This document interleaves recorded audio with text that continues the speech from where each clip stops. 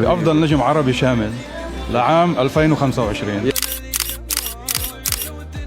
أهلا وسهلا فيك يا حبيب قلبي. رسمت خط موسيقي مميز، بصمتك واضحة فيه، أثبت نجاحك ببصمتك أنت، حصدت كمية جوائز كتير كبيرة ما شاء الله هالسنتين،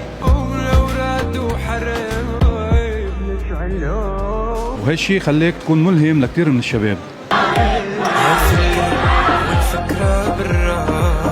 طلب كتير زايد على راديو الرابعة على أغاني الشامي، وضليت فترة كتير طويلة كل غنية بتنزلها تضل تقريبا أسبوعين أو ثلاثة هي نمبر 1.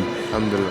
فنحن حبينا نكرمك على راديو الرابعة بأفضل نجم عربي شامل لعام 2025. يا حبيب قلبي. هيك بنكون نحن كأول راديو بالشرق الأوسط بكرم الشامي. بكرم الشامي، ويعني أهم راديو بالشرق الأوسط إن شاء الله، وأول راديو بالشرق الأوسط بكرم الشامي. شكرا كتير. أنا بالنسبة إلي زيارتكم واهتمامكم وحقيقتكم كراديو مواكب كل الأحداث هو هذا التكريم الحقيقي لأي فنان.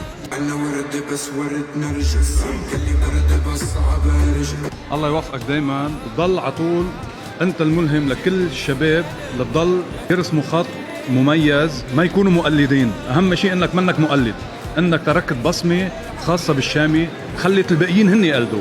الحمد لله. ما هي سر الكون. دائما في اسرار بالكون بتطلع. امبراطوريه او فنان معين بكل حقبه زمنيه بيكون خلاق، والحمد لله على هي النعمه، والحمد لله على الحكمه، والحمد لله على محبه الناس. الف مبروك. كلمة أخيرة لمستمعي راديو الرابعة.